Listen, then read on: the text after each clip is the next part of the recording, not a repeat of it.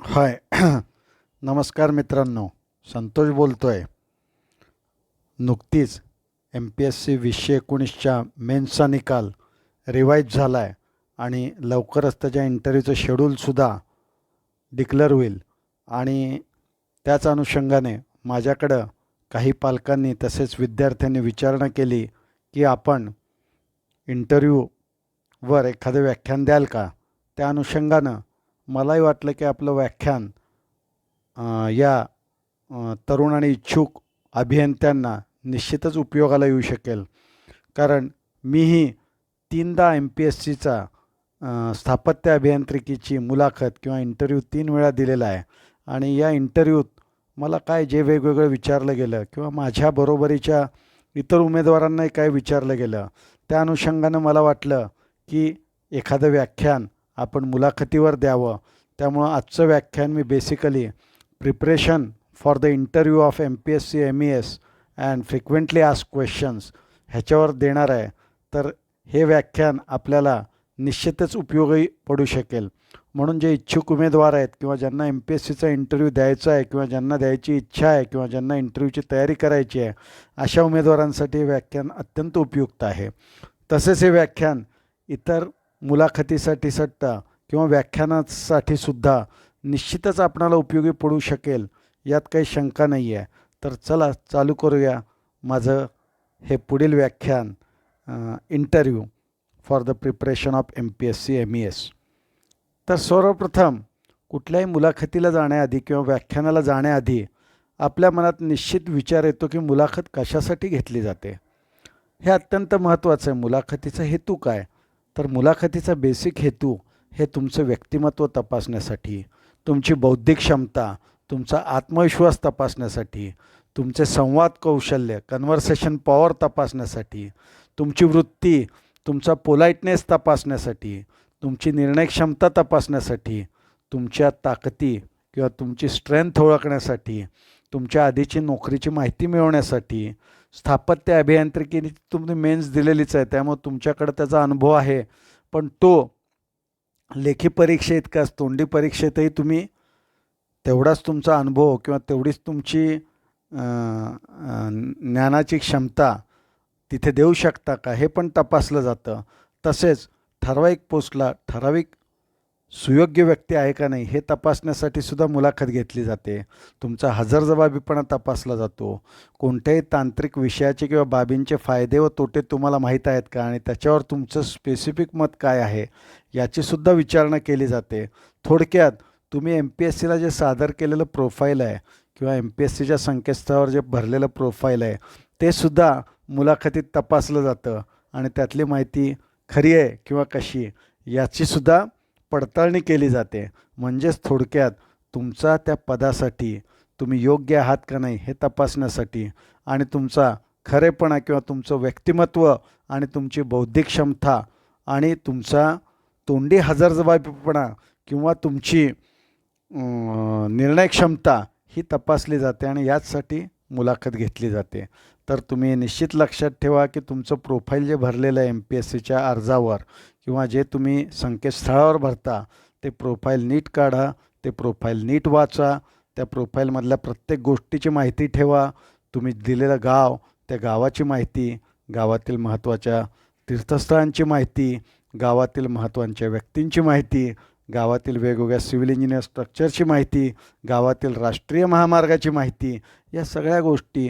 तुम्ही दिलेले छंद जे असतील ते छंद बरोबर आहेत का नाहीत ते तपासा.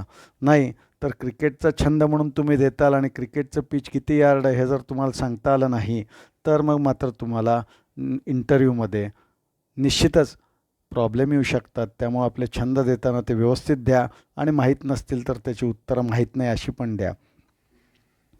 मग या मुलाखतीची तयारी कशी करायची असे बऱ्याच जणांना प्रश्न असतो. तर मुलाखतीची तयारी म्हणजे तुमचं रेग्युलर डिस्क्रिप्टिव्ह विषयांचं वाचन पाहिजे. अलीकडची MPSC MCQची झाली आहे. आमच्या वेळेस 1998, 2000, 2002च्या ज्या MPSC होत्या त्या डिस्क्रिप्टिव्ह स्वरूपाच्या होत्या. त्यामुळे मेन्सची परीक्षा त्यावेळेस प्रिलिम पण नव्हती. त्यामुळे मेन्सचा जो अभ्यास असायचा तोच मुलाखतीचा बऱ्यापैकी अभ्यास असायचा आणि त्याबरोबर करंट अफेअर्स, चालू घडामोडी ज्या काय असतील त्याच्यावरची पुस्तकं किंवा त्यावेळेस इंडियन एक्सप्रेस किंवा लोकसत्ता आम्ही वाचायचो. तर त्या अनुषंगाने जे काही चांगले न्यूजपेपर्स तुम्हाला वाटतील असे न्यूजपेपर्सचे एडिटोरियल म्हणजे संपादकीय तुम्ही वाचलं पाहिजे. त्यामुळे तुमच्या चालू घडामोडींवरील ज्ञान हे चांगलंच प्रगल्भ होईल. आणि त्यासाठी तुम्ही वर्तमानपत्र व पुस्तकं वाचली पाहिजेत. टी व्ही न्यूज चॅनल जी चांगली आहेत, जी बायस्ड नाही आहेत अशी चॅनल्स तुम्ही बघितली पाहिजेत. आणि निवडक पुस्तकंही वाचली पाहिजेत करंट अफेअरवरील. त्यामुळे तुम्हाला सद्यस्थितीची चांगली माहिती होऊ शकते. मग सर्वप्रथम तुम्ही काय तयार करायचं तर तुमच्या माहितीची तयारी करा. सर्वप्रथम तुम्ही एक 200 पानी किंवा 100 पानी तरी वही मुलाखतीसाठी तुमची स्वतःची तयार केली पाहिजे.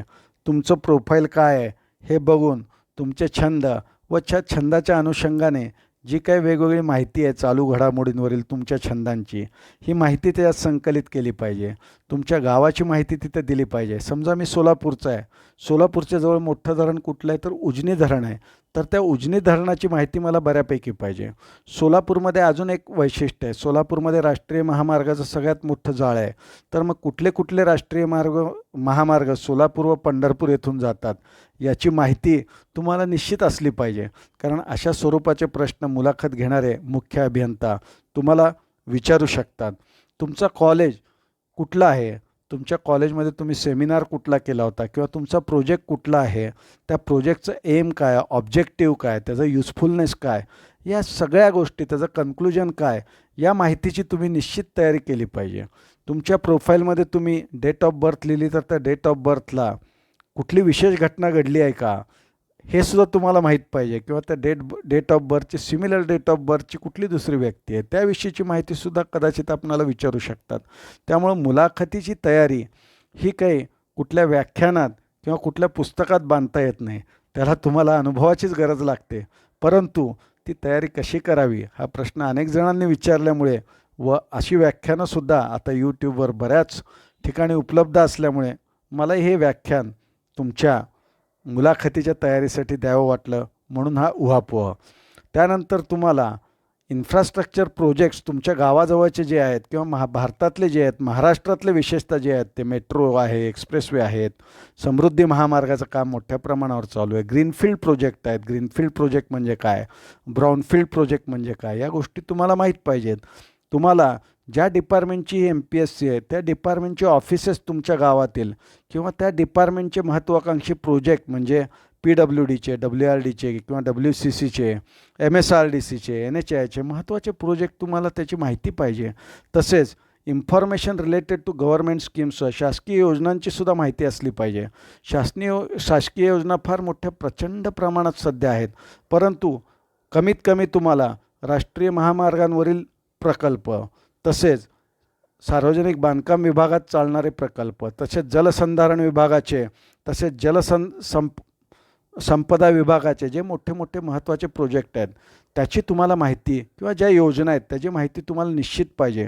तुम्हाला जर राष्ट्रीय महामार्गाचे जर मुख्य अभियंता किंवा अधीक्षक अभियंता मुलाखतीला आले तर ते निश्चित तुम्हाला गोल्डन क्वाड्रिलॅटरलवर प्रश्न विचारू शकतील किंवा नॉर्थ साऊथ ईस्ट वेस्ट कॉरिडॉरवर प्रश्न विचारू शकतील किंवा प्रधानमंत्री ग्राम सडक योजना, मुख्यमंत्री ग्राम सडक योजना, सद्यस्थितीत बांधा वापरा हस्तांतरित करा या तत्वावर चाललेले प्रोजेक्ट म्हणजेच BOT किंवा BOT ॲन्युटी प्रोजेक्ट काय असतात, आणि टोल कलेक्शनसाठी IRR म्हणजे काय, NPV म्हणजे काय, फास्टॅग टोल कलेक्शनसाठी फास्टॅगची सिस्टीम काय आहे, या सगळ्या गोष्टी या तुम्हाला माहीत पाहिजेत आणि त्या दृष्टीनं तुमची मुलाखतीची तयारी पाहिजे. मग मुलाखत कुठे घेतात असाही प्रश्न बरेच जण विचारतात. माझ्या जे 3 मुलाखती झाल्या त्यातल्या 2 मुलाखती या मुंबईच्या महाराष्ट्र लोकसेवा आयोगाच्या ऑफिसमध्ये झाल्या. महर्षी कर्वे रस्त्यावर हे ऑफिस आहे किंवा हे कार्यालय आहे आणि 8व्या मजल्यावर या मुलाखती झाल्या आणि फ्लोरा फाउंटनच्या जवळच मुंबईला हे कार्यालय आहे.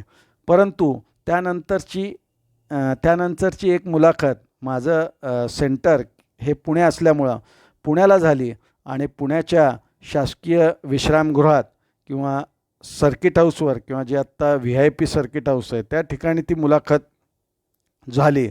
आणि या मुलाखती जनरली सार्वजनिक बांधकाम विभागाच्या रेस्ट हाऊसवर किंवा सर्किट हाऊसवर घेतल्या जातात. आणि जनरली जर प्रादेशिक केंद्रावर घ्यायच्या झाल्या तर पुणे, नागपूर, औरंगाबाद, मुंबई मुंबईला तर महाराष्ट्र लोकसेवा आयोगाचं कार्यालय आहेच आहे, पण पुणे, नागपूर, औरंगाबाद येथे सार्वजनिक बांधकाम विभागाची चांगली शासकीय विश्रामगृह किंवा सर्किट हाऊस आहेत. अशा ठिकाणी या मुलाखती घेतल्या जातात. मग मुलाखतीपूर्वीची सुद्धा तपासणी असते, कारण महाराष्ट्र लोकसेवा आयोगाला तुम्ही काही कागदपत्र सादर केलेली असतात आणि त्या कागदपत्रांची पडताळणी करायची असते. त्याच्यासाठी तुम्हाला मूळ कागदपत्र घेऊन जावी लागतात. तुमचं डिग्री सर्टिफिकेट किंवा पदवी प्रमाणपत्र, पदविका प्रमाणपत्र, पोस्ट ग्रॅज्युएट सर्टिफिकेट किंवा कास्ट व्हॅलिडिटी सर्टिफिकेटसुद्धा इम्पॉर्टंट आहे. अशी जी महत्त्वाची कागदपत्रं जी नमूद केलेली आहेत की तुम्हाला मुलाखतीला येताना घेऊन या, अशी मूळ कागदपत्र व त्याच्या प्रमाणित प्रती तुम्ही सोबत ठेवल्या पाहिजेत. जनरली अशा मुलाखतीच्या ठिकाणी 15 ते 20 उमेदवार हे सकाळच्या सत्रात व 15 ते 20 उमेदवार हे दुपारच्या किंवा आफ्टरनून सत्रात ठेवले जातात आणि या उमेदवारांची जेव्हा पडताळणी केली जाते कागदपत्रांची, त्याच्यानंतर उमेदवाराला टोकन नंबर दिला जातो व असे 1 किंवा 2 उमेदवारांना मुलाखत कक्षाच्या बाहेर बसवलं जातं आणि ज्याची मुलाखत असेल त्याला आतमध्ये बोलवलं जातं आणि त्यासाठी टोकन नंबर आमच्या काळात दिला जायचा. आताही असाच टोकन नंबर किंवा काहीतरी निश्चितच दिला जात असेल उमेदवारांना. तर हे तुम्हाला माहीत पाहिजे की मुलाखतीपूर्वीच्या तपासणीला तुम्ही गांगारून किंवा घाबरून जायचं नाही. तुमची प्रमाणपत्र व्यवस्थित आणायची तुम्ही आणि त्याची सत्यप्रती किंवा मूळ प्रमाणपत्र व्यवस्थित दाखवायची आणि मूळ प्रमाणपत्र परत घ्यायला विसरायचं नाही, कारण ही कायमस्वरूपी तुम्हाला लागणारी आहेत आणि मूळ प्रमाणपत्र कोण काही तुमचं काढून घेत नाही किंवा त्यांच्याकडे ठेवत नाही. तर या गोष्टी तुम्हाला निश्चित माहीत पाहिजेत आणि मूळ प्रमाणपत्र तुम्ही तुमची जपली पाहिजेत, पण ती योग्य ठिकाणी दाखवली पाहिजेत आणि त्याची सत्यता पण तपासली गेली पाहिजे. मग बऱ्याच जणांचा हा एक प्रश्न असतो की मुलाखतीसाठी पोशाख कसा असावा. तर पुरुष लोकांचा पोशाख किंवा महिलांचे स्वच्छ कपडे तर असावेतच. ते चांगले धुतलेले असावेत, इस्त्री केलेले असावेत, त्याच्यावर डाग नसावेत. खूप घट्ट किंवा खूप सैल कपडे घालू नका. योग्य आकाराचे कपडे परिधान करून चांगले स्मार्ट दिसा. हलक्या रंगाचे फॉर्मल शर्ट आणि त्याच्यावर गडद पॅन्ट घातली तर छान दिसाल तुम्ही. आपण इच्छुक असाल आणि तुम्हाला टायची सवय असेल तर चांगला टायसुद्धा आपण घाला. प्रिंटेड किंवा एम्ब्रॉयडरी कपडे घालू नका. जनरली प्लेन शर्ट असावेत. फॉर्मल शूज अगदी आणि गडद रंगाचे मोजे घालावेत. नंतर jean pant, T shirt, partywear casual वेअरमध्ये तुम्ही जाऊ नका. शक्यतो केस हे लहान असावेत. अर्थात आमचे आता लहान झालेत, त्या काळात मोठे होते, पण शक्यतो केस लहान ठेवलेले चांगले. खूप मजबूत असलेले परफ्यूम्स टाळा की ज्याचा उग्र वास आहे, पण शरीराला दुर्गंधी येणार नाही याची काळजी घ्या. तुम्ही फॉर्मल घड्याळ घालू शकता आणि घाम पुसण्यासाठी वगैरे तुम्ही रुमाल वगैरे पण बाळगणं अत्यंत आवश्यक आहे. जनरली मुलाखतीचा पोशाख असा असावा. हा पुरुषाचा पोशाख किंवा पुरुष उमेदवाराचा पोशाख बघा किती सुंदर दिसतो. त्याच्यावर छानदार टाय आहे, पांढरा शर्ट आहे, व्यवस्थित आहे आणि इन केलेला आहे. खाली गडद रंगाची पॅन्ट आहे किंवा महिलांनी साडी घातली तरी चालेल, सलवार कमीज घातला तरी चालेल आणि अगदी व्यवस्थित इंटरव्ह्यूला जाताना, इंटरव्ह्यू म्हणजे तुमची अंतिम परीक्षा असते, अंतिम पायरी असते MPSCची. अंतिम पायरीला तुम्ही व्यवस्थित तयार करून गेलात तर तुमची निवड निश्चित चांगल्या पदावर होऊ शकते. मुलाखतीसाठी स्त्री उमेदवारांना सुद्धा स्वच्छ कपडेच पाहिजेत. कपडे चांगले धुतलेले पाहिजेत, इस्त्री केलेले पाहिजेत, डाग नसावेत. महिलांनी भारतीय पोशाख परिधान करावा. जर साडीची सोय नसेल तर सलवार सूट घाला, परंतु आपण जे काही घालता ते हलक्या रंगाचे आहे सुनिश्चित करा. खूप कमी किंवा विना मेकअप ठीक आहे, औपचारिक असावं पण जास्त भडक नसावं. उंच टाचा जनरली टाळा. महागडे आणि आकर्षक दागिने घालू नका. खूप उग्रवास असलेले परफ्यूम टाळा, पण शरीराला दुर्गंधी येणार नाही ती काळजी घ्या. पुरुष आणि महिला उमेदवारांना जनरल टिप्स याच असतात. त्यानंतर पुढचा क्वेश्चन हा बरेच विद्यार्थी मलाही विचारतात, तुम्ही 3दा इंटरव्ह्यू दिला पण मुलाखत कोणत्या भाषेत द्यावी. जनरली मराठी आणि इंग्रजी, कारण आपण महाराष्ट्राचे रहिवासी आहोत तर मराठी हे आपलं चांगलं असतं, परंतु आपल्या नागपूर बाजूला हिंदीसुद्धा बऱ्यापैकी चालतं आणि हिंदी तशी राष्ट्रीय भाषा पण आहे. त्यामुळे मराठी जर व्यवस्थित येत नसेल तर हिंदीतही काही उत्तरं दिली तरी चालतात. पण इंग्रजी ज्याचं चांगलं असेल त्याने इंग्रजीत उत्तरं दिलं तर त्याची मुलाखतीवर निश्चित छाप पडू शकते. परंतु ते इंग्रजी त्याचं व्यवस्थित नसेल तर छाप पडण्याऐवजी तुमची उणीवसुद्धा त्या MPSCच्या मुलाखत घेणाऱ्या सदस्यांना जाणवू शकते. त्यामुळं परीक्षेच्या सोयीनुसार तुम्ही ठरवा या 3 भाषेत कुठल्या भाषेत तुम्हाला उत्तरं द्यायची. तुमची सोयी बघा आणि परीक्षकांनाही कुठली आवडते हे सुद्धा बघून जजमेंट घेऊन तुम्हाला त्या भाषेत ती परीक्षा दिली पाहिजे. तुम्हाला जर इंग्रजीमध्ये एकदम फ्लुएंट येत नसेल किंवा व्याकरणाचे प्रॉब्लेम असतील तर तुम्ही मराठीत आणि हिंदीतसुद्धा किंवा इंग्लिश किंवा हिंदी आणि मराठी कंबाईन करून किंवा असे कंबाईंड भाषेतसुद्धा तुम्ही उत्तरं दिलीत तरी ते चालू शकतं. पण मराठी भाषेचं ज्ञान असणं गरजेचं आहे असं मला वाटतं महाराष्ट्र लोकसेवा आयोग परीक्षेत. त्यानंतर एक क्वेश्चन जनरली विचारला जातो की मुलाखत घ्यायला किती लोक येतात किंवा किती तज्ज्ञ लोक येतात. जनरली 2 ते 4 आमच्या वेळेस तरी MPSCच्या पॅनलमधले सदस्य असायचे. त्यातले 2 असायचे ते प्रशासकीय किंवा MPSCचे बॉडीवरील असायचे आणि 2 सदस्य जे असायचे ते चीफ इंजिनियर किंवा सुप्रिटेंडिंग इंजिनियर किंवा मोठ्याच पदाचे सचिव वगैरे या पदाचे तांत्रिक लोक ही मुलाखत घेण्यासाठी येतात त्यांचा महत्त्वाचा वेळ काढून. त्यामुळे मुलाखतीची तयारी आपण चांगली केली पाहिजे. आयोगाच्या सदस्य हे जनरली सामान्य ज्ञान, चालू घडामोडी आणि इतर गोष्टींवर विचारतात आणि तांत्रिक लोक जे आहेत मुख्य अभियंता दर्जाचे ते तुम्हाला तांत्रिक विषय आणि तुमची निर्णय क्षमता तांत्रिक बाबतीतली तपासतात. त्यानंतर मुलाखतीचे स्वरूप काय असते तर मुलाखतीचे स्वरूप 2 उमेदवारांना नंतर सारखेच असते, परंतु जे तरुण किंवा फ्रेश उमेदवार आहेत जे आत्ताच पदवी परीक्षा देऊन ॲपियर झालेले आहेत परीक्षेला तर अशांसाठी त्यांच्या प्रोफाईलवर जास्त प्रश्न विचारले जातात. त्यामुळे त्यांनी त्यांच्या प्रोफाईलची तयारी करणं अत्यंत आवश्यक आहे. त्या प्रोफाईलबरोबरच त्या प्रोफाईलमध्ये दिलेले छंद, त्या छंदांची माहिती, ते नंतर एक क्वेश्चनसुद्धा विचारतात तुमचा आवडीचा विषय कोणता आहे. मग तुम्ही जर सांगितलं ट्रान्सपोर्टेशन इंजिनिअरिंग तर तुम्हाला हायवे आणि ब्रिज इंजिनिअरिंगवरील असंख्य प्रश्न विचारले जाऊ शकतात. तसेच तुम्हाला चाली घोडामोडी सिव्हिल इंजिनिअरिंगच्या माहीत असणे आवश्यक आहे. इतर विषयांच्याही माहीत असणे अत्यंत आवश्यक आहे. जनरली मुलाखतीत डिसिजिव्ह क्वेश्चन विचारताना पूरपरिस्थिती, कोल्हापुरात पूरपरिस्थिती उद्भवली आहे तर तुम्ही एक जलसंपदाचे कार्यकारी अभियंता आहात तर तुम्ही काय निर्णय घ्याल अशा परिस्थितीत जेव्हा तुमच्या नियंत्रणाखाली एखादा डॅम असेल आणि त्या डॅमला भरपूर पाणी असेल तर, किंवा तुम्ही कोकण विभागातले सार्वजनिक बांधकाम विभागाचे राष्ट्रीय महामार्गाचे कार्यकारी अभियंता आहात आणि तिथं दरड जर कोसळली असेल तर तुम्ही तातडीने काय उपाययोजना कराल. किंवा बेभरवशाचा पाऊस आहे, अशा बेभरवशाच्या पावसाच्या वेळेत तुम्ही इरिगेशनच्या कुठल्या स्कीम शेतकऱ्यांना सांगू शकता. अशा स्वरूपाचे क्वेश्चनही विचारले जाऊ शकतात. तसेच राष्ट्रीय महामार्गांचे जाळे, नदी जोडण्याचा प्रकल्प, सध्या चालू असलेल्या मेट्रोचे प्रकल्प, टोकियो ऑलिम्पिक आणि तांत्रिक बाबी याविषयी मुलाखतीत प्रश्न विचारले जाऊ शकतात. पण मी म्हणतोय म्हणून एवढेच विचारले जातील असे काही नाही. तुम्हाला एक मुलाखतीची सर्वसाधारणपणे माहिती व्हावी या अनुषंगाने मी तुम्हाला हे स्वरूप समजावून सांगतोय. यात थोडाफार बदल होण्याची निश्चितच शक्यता असते, परंतु तो बदल तुम्ही समजून घ्याल एवढे हुशार उमेदवार तुम्ही निश्चितच आहात. त्यानंतर अनुभवी जे उमेदवार असतात त्यांना त्यांच्या नोकरीची पार्श्वभूमी विचारली जाते, त्यांच्या नोकरी संबंधातले प्रश्न विचारले जातात. नंतर बाकीचे तर राष्ट्रीय महामार्ग, नदी जोडणे आपण बोललोच त्याविषयी विचारलं जातं, परंतु ते ज्या नोकरीला आहेत त्या नोकरीत त्यांचा पे स्केल काय आहेत, त्यांच्या ड्युटीज आणि रिस्पॉन्सिबिलिटीज काय आहेत, ते कुठल्या ऑफिसरला रिपोर्टिंग करतात, मग ते ह्या पदाला नोकरी देण्यासाठी का आलेत, ते प्रायव्हेट सेक्टरमध्ये असतील तर तुम्ही गव्हर्नमेंट सेक्टर का प्रेफर करता, किंवा प्रायव्हेटची नोकरी सोडण्याचं कारण काय, तुमचं इकडे येण्याचं कारण काय, अशा स्वरूपाचे प्रश्न अनुभवी उमेदवारांसाठी निश्चितच विचारले जाऊ शकतात. मुलाखतीची जनरली सुरुवात कशी असते असे बरेच जण विचारतात, कारण बऱ्याच गोष्टीचा शेवट हा उत्तम सुरुवातीवर अवलंबून असतो, हे मात्र निश्चित विसरू नका. त्यामुळे तुमची सुरुवात शानदार करा, तुमचा शेवट शानदार होईल. तुम्ही सुरुवातीला गेल्यावर सुप्रभात, गुड मॉर्निंग, गुड आफ्टरनून स्वतःचे नाव ओळख सांगा आतमध्ये विचारल्यानंतर. सांगितल्याशिवाय खुर्चीवर बसू नका.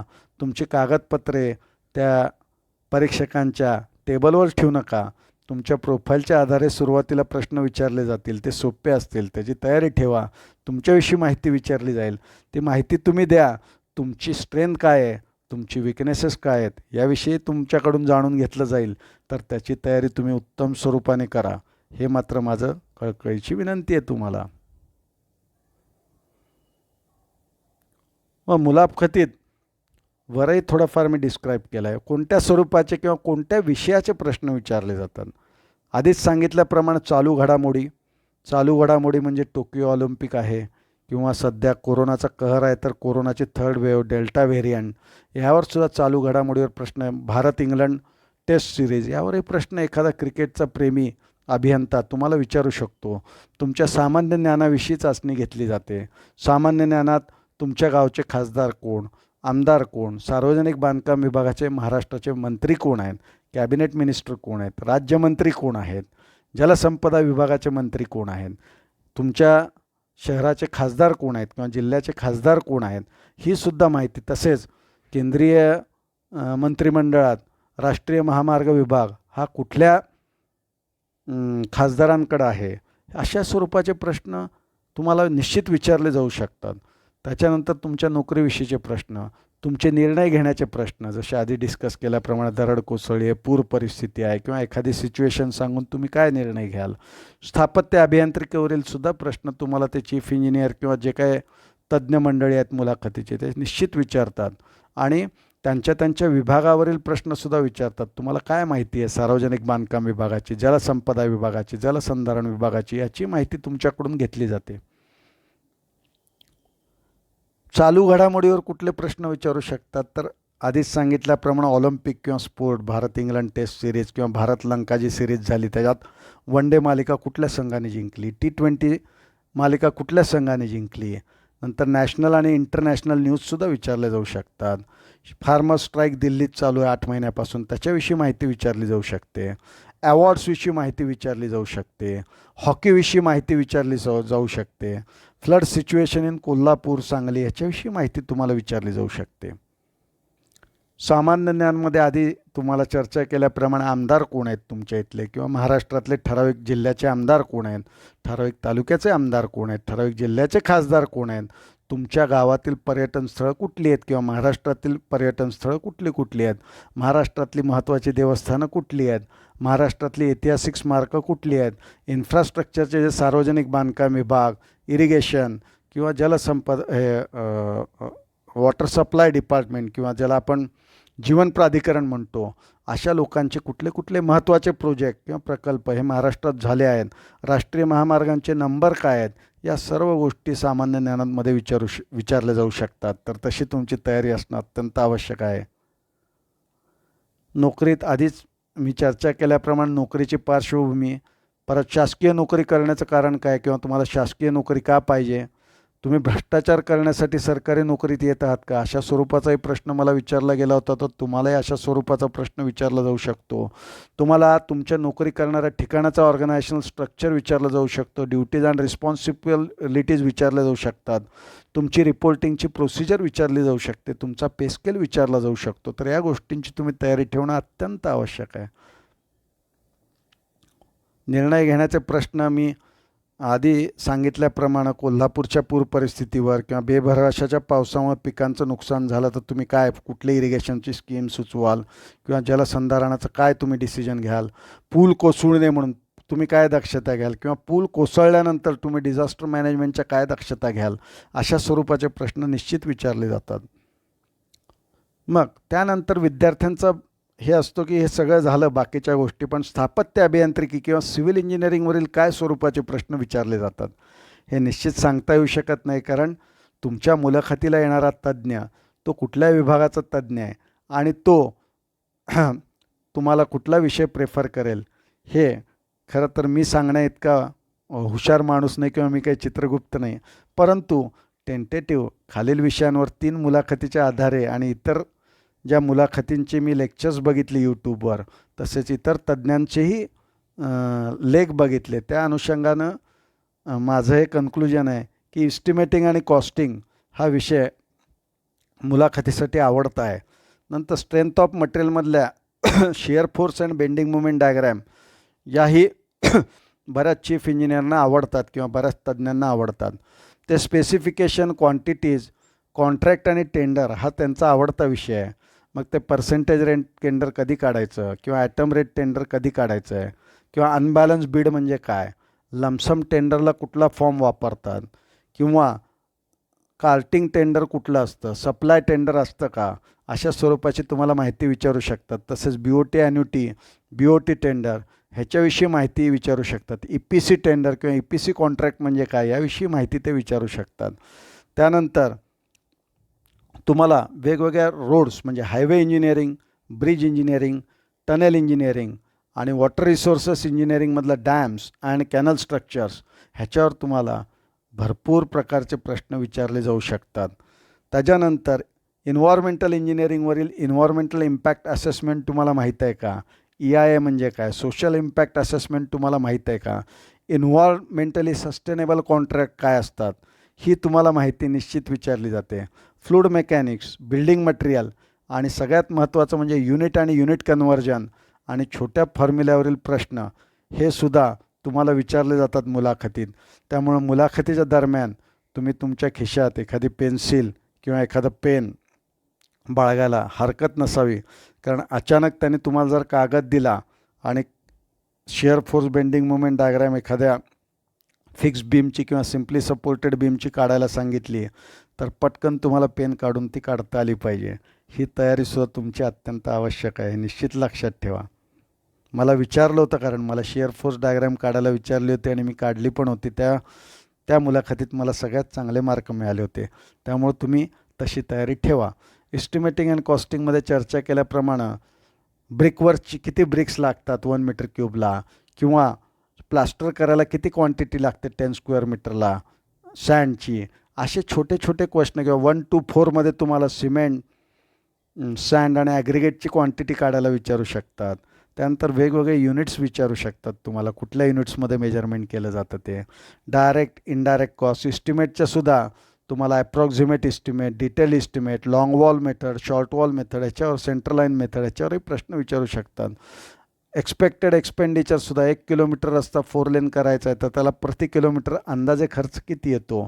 दुपदरीकरण करायचं आहे तर प्रति किलोमीटर अंदाजे खर्च किती येतो. यासारखे सुद्धा प्रश्न अनुभवी उमेदवाराला निश्चितच विचारले जाऊ शकतात. एखाद्या उमेदवाराने जर सांगितलं माझं हायवे इंजिनिअरिंग चांगलं आहे तर त्याला हायवे इंजिनिअरिंगमधले फ्लेक्झिबल पेमेंट आणि रिजिड पेमेंटचा डिफरन्स विचारला जातो. तो डिफरन्स विचारल्यानंतर त्याचं डिझाईन विचारलं जातं. त्यानंतर फ्लेक्झिबल आणि रिजिड पेमेंटमधली कुठली पेमेंट कुठल्या सिच्युएशनला चांगली हे विचारलं जातं. आणि एखादं गाव सांगून या गावात तुम्ही फ्लेक्झिबल पेमेंट कराल का रिजिड पेमेंट कराल असा सुद्धा प्रश्न विचारला जातो. आणि तुमची निर्णय क्षमता किंवा त्या विषयाची तुमची बौद्धिक हातोटी किंवा हजरजबाबीपणा निश्चित तपासला जाऊ शकतो. त्यानंतर क्लासिफिकेशन ऑफ रोड विचारलं जातं. Maintenance of highways, pothole repair किंवा हायवेला कुठल्या कुठल्या टाईपच्या क्रॅक्स येऊ शकतात आणि त्याचा मेंटेनन्स कधी कधी करायचा आणि कुठल्या कुठल्या टाईपचे मेंटेनन्स असतात अशा स्वरूपाचाही प्रश्न विचारला जाऊ शकतो. सध्या महाराष्ट्र शासनाची टोल पॉलिसी काय यावरही प्रश्न विचारला जाऊ शकतो. BOT आणि अदर व्हेरियंट्स जसं BOT ॲन्युटी आहे किंवा BOT सोडलं तर EPC कॉन्ट्रॅक्ट आहेत याविषयी माहिती तुम्हाला विचारली जाऊ शकते. त्यानंतर हायवे, डॅम, ब्रिज, टनेल आणि स्ट्रक्चर्स, तुमच्या गावाच्या आजूबाजूला असलेले महाराष्ट्रातले मोठे या गोष्टींचे सॅलियंट फीचर्स, त्याचं कॉस्टिंग, त्याच्या प्रोज आणि कॉन्स, त्याचे ॲडव्हान्टेजेस आणि डिसॲडव्हान्टेजेस. हायवे असल्यास हायवे नंबरिंग सिस्टीम आता नवीन झालेली, ती नवीन सिस्टीम कशी केली आहे हे सुद्धा प्रश्न तुम्हाला निश्चित विचारले जाऊ शकतात.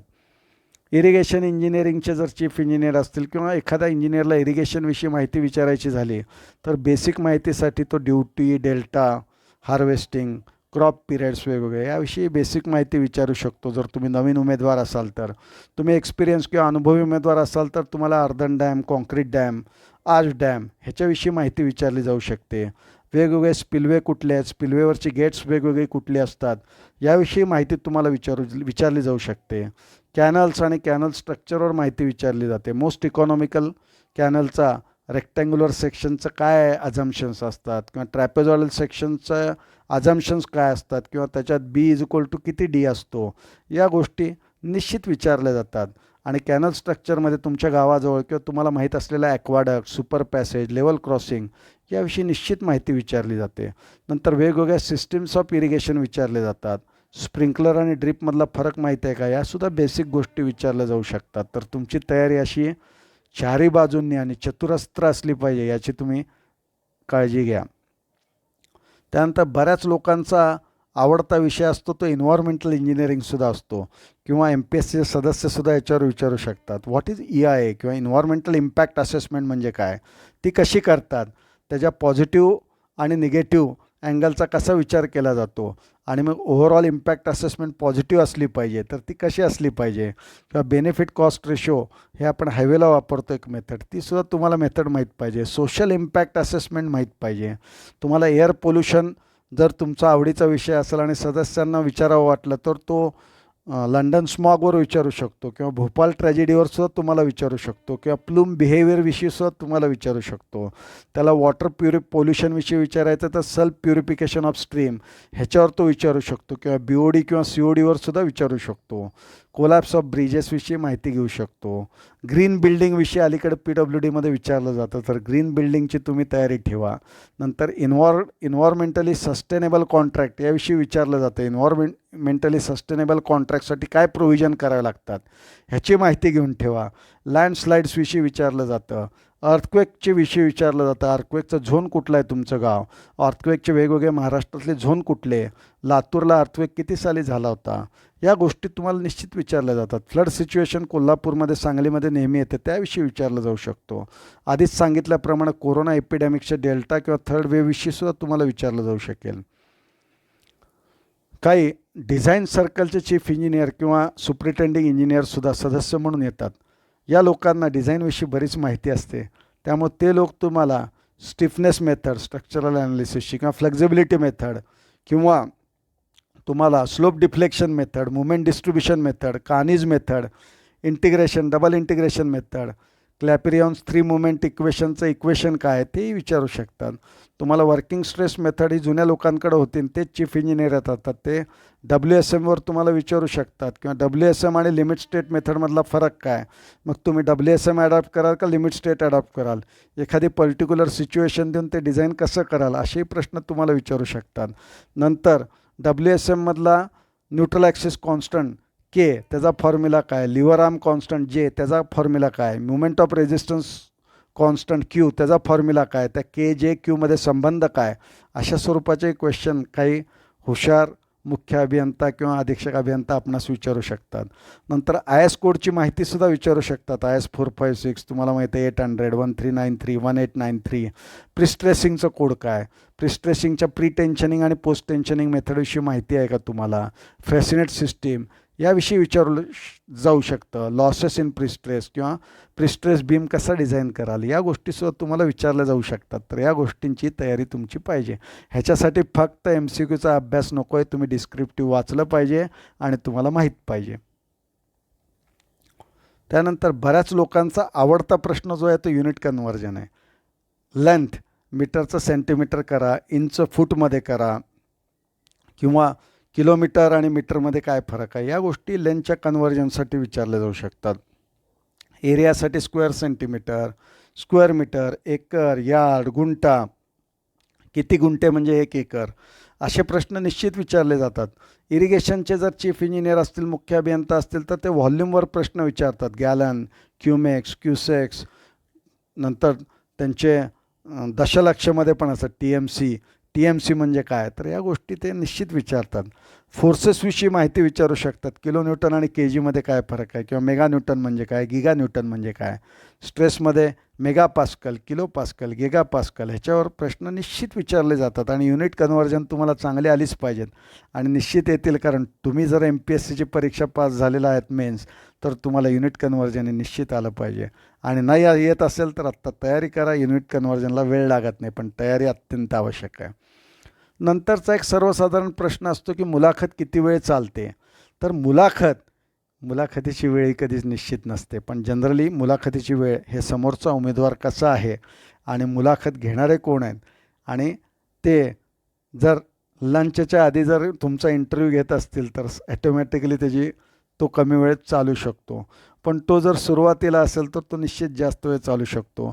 आणि तुम्ही हुशार असाल आणि इंटरव्ह्यू घेणाऱ्यांना सुद्धा तुमच्यात इंटरेस्ट असेल तर ते निश्चित जास्त वेळ घेतील. पण जनरली ज्याची मुलाखत जास्त वेळ चालते अशा उमेदवारांना थोडेफार निश्चितच जास्त मार्क पडतात, असे माझ्या 3 मुलाखतीचा अनुभव आहे. त्यामुळे तेवढं मी निश्चित सांगू शकतो. आणि साधारणतः या चांगल्या मुलाखतीची वेळ अंदाजे 15 ते 20 मिनटं एवढी असते. तर पण तुम्हाला एखादे खवचट परीक्षक असतील आणि 15 ते 20 मिनटं तुम्हाला विचारलं आणि तुम्हाला काहीच आलं नाही, तर तुम्ही समजू नका की तुमची मुलाखत चांगली गेली आहे म्हणून. पण एक सर्वसाधारणपणे अनुभव म्हणून मी तुम्हाला हे सांगतो आहे आणि मला विचारलं गेलं आहे म्हणून सांगतो आहे. आणि मुलाखतीच्या शेवटी काय करायचं आहे, तर मुलाखतीच्या शेवटी तुम्ही धन्यवाद म्हणलं पाहिजे मुलाखत घेणाऱ्यांना. व्यवस्थित शांतपणे खुर्चीचा आवाज न करता दाराच्या दिशेनं प्रस्थान केलं पाहिजे. आणि मुलाखत कक्षेच्या बाहेर आलात किंवा रूमच्या बाहेर आलात तर उमेदवारांनी इतर उमेदवाराशी कुठलीही चर्चा करू नये, कारण त्यांचं लक्ष असतं सर्वसाधारणपणे हा उमेदवार काय करतो ह्याच्यासाठी. तर या गोष्टींची तुम्हाला निश्चित माहिती पाहिजे मुलाखतीच्या वेळेस. आणि मुलाखतीच्या दरम्यान समजा कधी कधी नाश्ता येतो, चहा येतो परीक्षकांसाठी, तर अशा नाश्त्याच्या चहाच्या वेळेस ते कदाचित तुम्हाला विचारू शकतील तुम्ही घेता का, तर अशा वेळेत तुम्ही नम्रपणे नाही म्हणून सांगितलं पाहिजे. कारण ते आपले तज्ज्ञ लोक आहेत आणि त्यांच्यासमोर आपण चहा घेणं बरोबर वाटत नाही, असं माझं वैयक्तिक मत आहे. पण एखाद्या परीक्षकाला आवडू शकेल तुम्ही चहा घेतलेला, पण माझं एक वैयक्तिक मत आहे की असं न घेतलेला बरा. मग त्यानंतर तुम्ही मला विचारताल की मुलाखतीच्या गुणांचं महत्त्व काय आहे. एक तर 50 मार्काला आहे, मी 400 मार्काची मेन्स देऊन इथं मुलाखतीला आलो आहे. तर मुलाखतीच्या गुणांचं महत्त्व काय, तर 1993पर्यंत ही मुलाखत 200 गुणांची होती, 200 मार्क्सची. त्यामुळे त्यावेळेस या मुलाखतीला अत्यंत प्रचंड महत्त्व होतं. त्यानंतर ती 100 गुणांची झाली, कमी मार्कांची झाली. आणि सध्या ती तर 50च गुणांची आहे. पण हे 50 गुणांचे असलं तरी त्याचं महत्त्व अत्यंत अनन्यसाधारण असं आहे, मी पुढं ते सांगेन. कारण या गुणाच्या फरकामुळं काय होतं, एखादा उमेदवार जर सहाय्यक कार्यकारी अभियंता व्हायचा असेल तर तो सहाय्यक अभियंता श्रेणी 1 येऊ शकतो. सहाय्यक अभियंता श्रेणी 1 व्हायचा असेल तर तो सहाय्यक अभियंता श्रेणी 2सुद्धा होऊ शकतो. त्यामुळे या मुलाखतीतले जे सर्वोच्च मार्क एखाद्या उमेदवाराला मिळालेत आणि तुम्हाला कमी मिळालेत, तो मार्कातला फरकसुद्धा तुम्ही कुठल्या पदाला जाताल हे निश्चित करू शकतो. त्यामुळे मुलाखतीची तयारी सगळ्यात जास्त करा, कारण तुम्ही ऑलरेडी मेन्स पास झालेले आहेत, तुमचे मार्क निश्चित आहे. आणि हा तुमचा ही शेवटची चढाई आहे तुमची. तर शेवटची चढाई व्यवस्थित होण्यासाठी चांगला अभ्यास करून तुम्ही जर MPSCच्या गडाची व्यवस्थित चढाई केलीत तर तुम्हाला सर्वोच्च शिखर गाठायला काही वेळ लागणार नाही. तुम्ही निश्चित सहाय्यक कार्यकारी अभियंता व्हाल अशी माझी खात्री आहे. तर तुम्ही या मुलाखतीच्या गुणांचे तपशील बघू शकता. 2015मध्ये 100 मार्कांची मुलाखत होती. तेव्हा हायेस्ट होता तो 59 मार्कांचा होता आणि लोएस्ट होता तो 15 मार्कांचा होता. म्हणजेच तुम्हाला जे अलीकडं किंवा अलीकडच्या नवीन उमेदवारांना जे प्रोजेक्टला मार्क मिळतात किंवा सेमिनारला मार्क मिळतात ते 100पैकी 99, 98, 96 मिळतात. अशा स्वरूपाचे मार्क इथं मिळत नाहीत. इथं मार्क हे जोखून, तोलून, मापून आणि तुमची ताकद बघूनच दिले जातात. त्यामुळं हायेस्ट मार्क हे 59 आहेत, लोएस्ट मार्क हे 15 आहेत. 2017 साली ही परीक्षा 50 मार्कांची केली गेली. त्यावेळेस हायेस्ट इंटरव्ह्यूचे मार्क हे 35च होते आणि लोएस्ट इंटरव्ह्यूचे मार्क हे 15 होते. म्हणजे दोघात 20चा फरक आहे. आणि आधीच्या व्याख्यानात मी सांगितल्याप्रमाणे 20 मार्काचा फरक हा सहाय्यक कार्यकारी अभियंत्याला सहाय्यक अभियंता श्रेणी 1वर आणू शकतो किंवा सहाय्यक अभियंता श्रेणी 1च्या उमेदवाराला तो सहाय्यक कार्यकारी अभियंता बनवू शकतो. त्यामुळे तुम्हाला काय बनायचं आहे तुम्ही ठरवायचं आहे. त्यामुळे इंटरव्ह्यूची तयारी निश्चित पूर्ण ताकदीने करा अशी माझी तुम्हाला सगळ्यांना विनंती आहे. 2018 साली 50 मार्काचा इंटरव्ह्यू होता, तिथंसुद्धा हायेस्ट 35च मार्क आहेत. म्हणजेच सर्वसाधारणपणे 60 ते 70 म्हणजे 100पैकी 50, 60 ते 70 एवढेच मार्क हायेस्ट असतात आणि लोएस्ट मार्क हे 15 ते 20सुद्धा असू शकतात. त्यामुळं आपण इंटरव्ह्यूची तयारी निश्चित चांगली करा. हे मुद्दाम तुम्हाला रेकॉर्ड दाखवतो. या रेकॉर्डावरून तुम्हाला ठरवता येईल की तुम्हाला मुलाखत कशी द्यायची येते. पण अल्टिमेट मेन परीक्षेत तुम्हाला चांगले मार्क असलेले चांगलेच आहेत. तर त्यानिमित्ताने या इंटरव्ह्यूच्या निमित्ताने एक शेवटची गोष्ट तुम्हाला सांगतो. हे लेक्चर जरा लांबलं आहे पण हे लांबलेलं लेक्चर महत्त्वाचं आहे. तुम्हाला एक चांगली गोष्ट सांगतो. माझा जेव्हा MPSCचा शेवटची 3ऱ्या अटेम्प्टचा जो मुलाखत होती त्या मुलाखतीला मी राजकोटवरून मुंबईला गेलो होतो आणि त्यावेळेस माझं मुंबईला एक काम पण होतं आणि राजकोटला मी भारतीय राष्ट्रीय राजमार्ग प्राधिकरणामध्ये प्रबंधक म्हणून काम करत होतो आणि माझं मुंबईला काम होतं चर्चगेटला. त्या अनुषंगाने चर्चगेटला कामासाठी आलो होतो आणि त्याच दिवशी माझी मुलाखत होती. त्यामुळे मुलाखतीलासुद्धा मी त्याच दिवशी ॲपियर झालो, कारण मी ऑलरेडी नोकरीत होतो पण 3री परीक्षा दिली होती. मग त्या इंटरव्ह्यूला गेल्यानंतर त्या लोकांनी मला आश्चर्यकारक प्रश्न विचारला की तुम्ही तुमचा पसंतीक्रम जो दिला आहे तो सहाय्यक कार्यकारी अभियंता सार्वजनिक बांधकाम विभाग दिला आहे आणि त्या पदासाठी एकही जागा डिक्लेअर केलेली नाही आहे, तर तुम्ही या मुलाखतीला कशासाठी आला आहेत. तर मी त्यांना उत्तर दिलं की मी मुलाखतीसाठी याच्यासाठी आलो आहे, कारण तुमच्या जाहिरातीत लिहिलेलं असतं की पदसंख्येत बदल होण्याची शक्यता आहे. तर एखाद दुसरी जागा आली तरी ती मला मिळू शकेल, त्यामुळं मी मुलाखतीला आलो आहे. तर ते मुलाखत घेणारे सुद्धा त्यावेळेस असले. त्या इंटरव्ह्यूला मला सगळ्यात जास्त मार्क होते, परंतु जास्त मार्क असले तरी ते पद नसल्यामुळं माझं सहाय्यक कार्यकारी अभियंता पदावर त्यावेळेस माझी नियुक्ती होऊ शकली नाही. परंतु आपण सकारात्मक असलं पाहिजे. आपण सकारात्मक हेतूने आपले सगळे इंटरव्ह्यूज दिले पाहिजेत, सगळ्या मुलाखती दिल्या पाहिजेत आणि आपण आपले प्रयत्न हे सर्वोच्च पदासाठीच नेहमी केले पाहिजेत. अशी विचारसरणी ठेवून जर तुम्ही प्रयत्न केलेत तर तुम्ही निश्चित यशस्वी व्हाल. आणि अजून एक सांगतो की तुम्ही दुर्बल बनू नका. मुलाखतीत तुम्ही दुर्बल आहेत का सबल आहेत हे बघितलं जातं. आता या दुर्बल आणि सबलवरनं मला संस्कृतमधलं एक सुभाषित मला आठवते किंवा एक सुभाषित आठवते, त्यातलं एक छोटं. अश्वनस्य गजम्नस्य वाघ्रम्नस्य च नश्यत अजापुत्रं बली दद्या देवो दुर्बल घातकः. हे लक्षात ठेवा, कारण या संस्कृत सुभाषिताचा अर्थ आहे की घोडा नाही, हत्ती नाही आणि वाघ तर नाहीच नाही. यज्ञात फक्त बळी दिला जातो तो शेळीचा किंवा बकऱ्याचा. का? कारण हा शेळी किंवा बकरा हा दुर्बल असतो म्हणून तुम्ही दुर्बल अजिबात बनायचं नाही.